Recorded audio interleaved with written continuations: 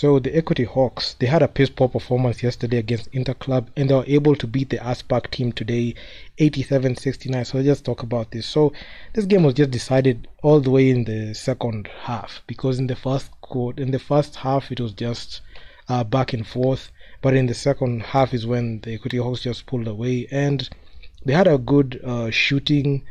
They had good shooting, especially in came on 2-point field goals. They shot 51% on 2-point field goals. It was actually a good improvement from the last game, because in the last game they shot higher, but they didn't even make a lot of shots like that. So yeah, I mean, and on the three, 28.6%, and on the line is where they really struggled with 65.4%. But if you look at the ASPAC team, they shot pretty well, especially from downtown with 36% and 75% from the line.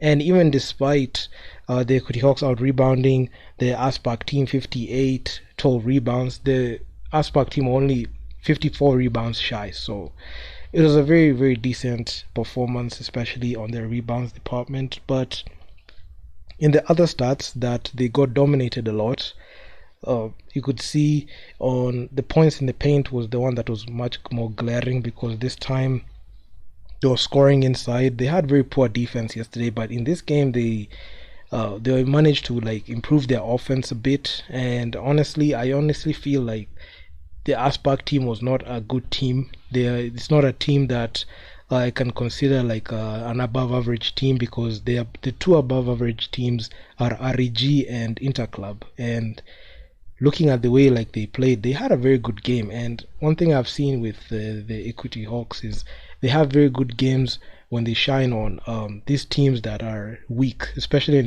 you can't play defense. If a team can't play defense, of course they're gonna score. And looking at even the turnovers, this is something that I've seen. Yesterday they had 39 turnovers. Despite even the win today, they had 21 turnovers. They dished the rock pretty well, 27 assists, and everyone was just getting in on the fun. But it was not like that of a dominating performance, the way they were dominated yesterday. But all I can say is they just matched up against a weak team. And by no means, this is not taking away from what they did, but they just matched up against a weak team, because even the people who are scoring like north of 21 points, 25 points, you could see Grace. She played 36 total minutes, 25 points, 50% shooting from the field. She scored 25 in there. Melissa Kinney, 29 minutes played, 21 points. These are very inconsistent players. And Marianne, she had 11 points in 18 minutes played. And you could see a lot of inconsistency with these players. On one game, they can even go like scoreless, or even score like 4 points, or even have a dud game. But when they match up against a team that is below average, that's when they drop, career games. And Malu Grace, she was great. She had 25 points, 17 rebounds, and 4 blocks. So she was everywhere in the defensive end and also offensively. But one thing I must say is the Equity Hawks, they only know how to shine on teams that, are below average. But looking at like the way they looked at Interclub, they're a team that looked shocked. They're a team like they looked like they didn't want to be there, and they looked like they were out of their game. And that's one thing that I saw is going to happen when they match up against REG. I'm going to drop a preview video talking about that matchup. But looking at this matchup, they had a decent game. So Betty Kananu, she had a 4-point game in the previous game. This game she played north of 25 minutes, 16 points, 35% shooting from the field, which was actually very inefficient, but it was enough to get the job done, as she went to the line 2 times. And one thing I saw was this team, they were not going to the line, especially when they're playing an elite team. So that's one thing that was actually quite shocking, because I was expecting like the guys to be able to like draw fouls. They went to the line the least amount of times when they play an elite team. But when they play a team that is doesn't even pose a threat defensively, and they're able to like get their shots in, that's when they thrive a lot. And all in all, it's just the same thing, because one thing that I've seen is with this team is when they have a bad game, they have a tendency to keep quiet, but when they have a good game, they have a tendency to mouth off and say some off-pocket things.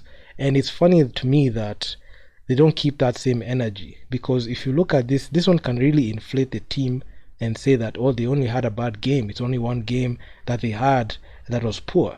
But if you look at when the matchup they're going to play against, the game they're going to play against REG, it's going to be a very difficult game. Early on in the day, we had the REG versus Interclub game. It was a very difficult game to it was a very difficult game to call, and it went down to the wire. And REG were able to withstand the offense that Interclub were, they were putting in there, and it was a very entertaining game. And looking at the way those teams are just gearing up, and looking at the way those top teams are playing, and a below average team like the Equity Hawks will really, really struggle in such situations. And I don't think the Equity Hawks are that elite.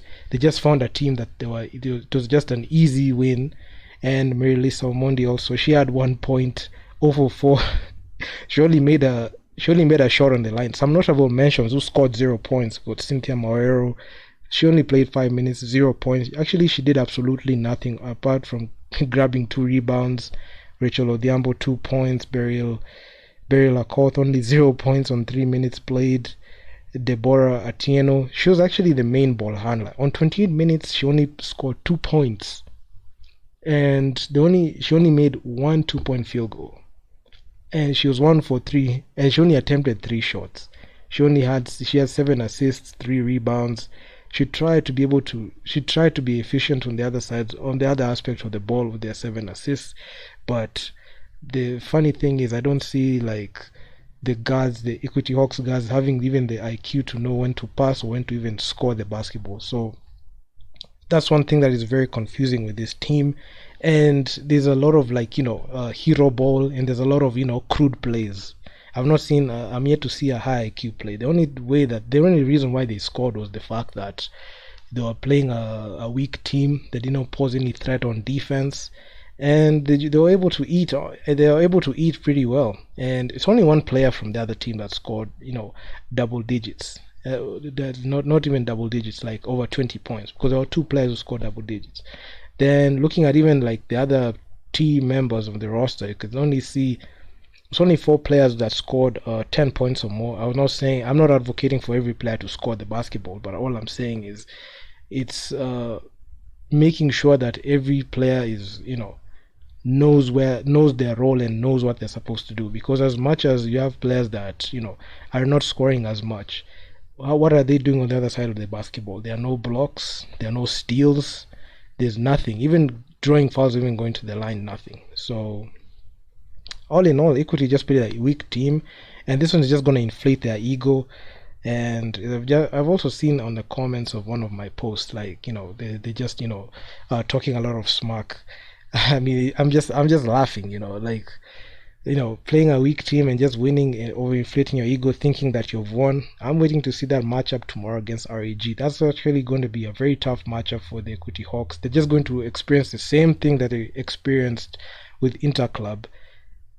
If they heed and they make sure to make some changes that they need to make changes for. Because looking at the game, Equity versus REG, both of these teams met in Zone 5, and REG had the upper hand, and they're not going to change the playbook. They're just going to play the same way, and REG are just going to put the hammer down and just win this game. So even as per recording this game, KPA are beating CNSS 47-20. My god, this is crazy, man.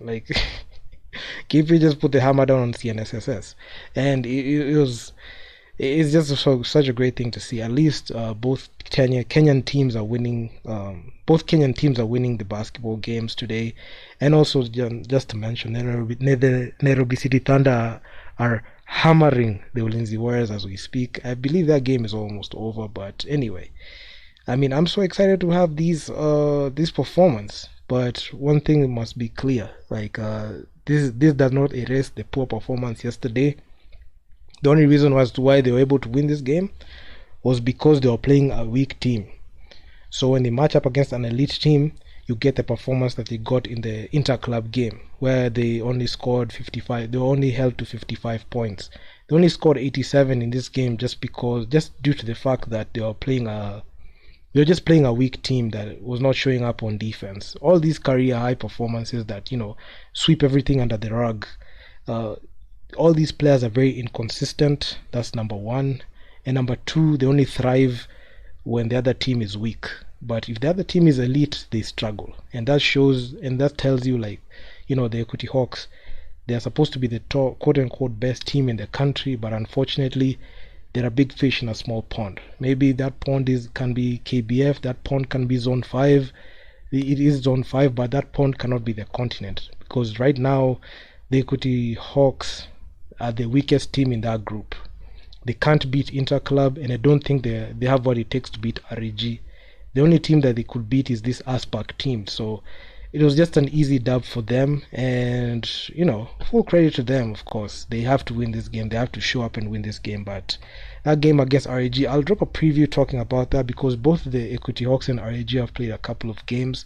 I'll also just drop a video talking about that, and also I'll drop a video talking about KPA versus CNSS, where KPA they're just doing like a demolition job on CNSS right now. So yeah, man, if you guys like the video, make sure to leave your feedback down in the comments on what you think, and I'm out. Peace.